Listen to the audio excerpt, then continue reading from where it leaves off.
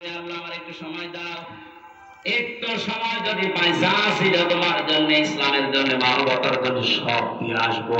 আমি ভালো মানুষ হয়ে যাব। কি হব বলেন বলেন? আমি ভালো মানুষ হয়ে যাব। আল্লাহ রাব্বুল আলামিন বলেন,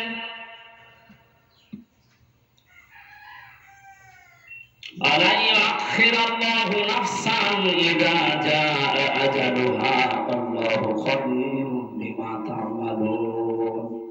এই আয়াতটা আমি বাস্তবে মিলিয়েছিলাম রিমান্ডে থাকাকালীন।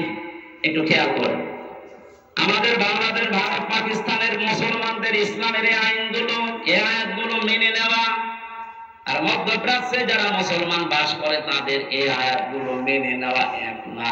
ওরা কোরআনের এই আয়াতটাই অন্যভাবে মানতেছে, আমরা যেভাবে মানি বিশ্বাস করি এইভাবে না। রিমান্ডে যে অফিসার হিন্দু মানুষ, মানে আমার শোনাচ্ছিলেন যে আমি ওমানে ছিলাম 3 বছর, 2 বছর, 2টা বছর আমি এক হোটেলে খাবার খেতাম।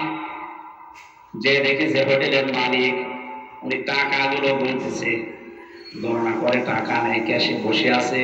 আর যে পানি দেয়, রুটি দেয়, খাবার নিয়ে আসে, তরকারি নিয়ে আসে, ওই লোকটা, এই লোকটার ছেলে, ছোট ছেলে।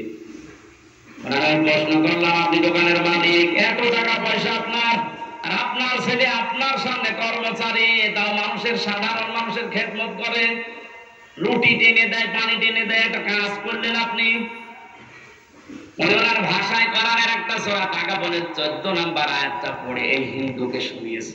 হিন্দু দেখলাম অনেক আয়াত মুখস্থ আছে, মানে বছর আমার শোনালে সূরা তাগাবুনের 14 নম্বর আয়াত, ইয়া আইয়ুহাল্লাযীনা আমানু ইন্না মিন আজওয়াজিকুম ওয়া আওলাদিকুম আদুওয়াল লাকুম ফাহদারুহুম ইলা আখির আয়াত। আমি পুরোটা পড়েছিল। হে ঈমানদারেরা, তোমাদের স্ত্রী, সন্তান, এগুলো দুনিয়ায় মাঝে মাঝে তোমাদের শত্রু হয়ে দেখা দেবে, তাদের সাথে সতর্ক থাকো। দোকানদার আমাকে আমার ভাষা দিয়ে বলছিল, ভাই আপনি কি জাতিতে আমি জানি না, তবে আমার এই সন্তানের প্রতি আমার 4টা দায়িত্ব ছিল, 4টাই আমি পালন করেছি। কোরআনে কারিম আমাকে বারবার এই আদেশ দেয় যে সন্তান দুনিয়াতে আসার পরে তার একটা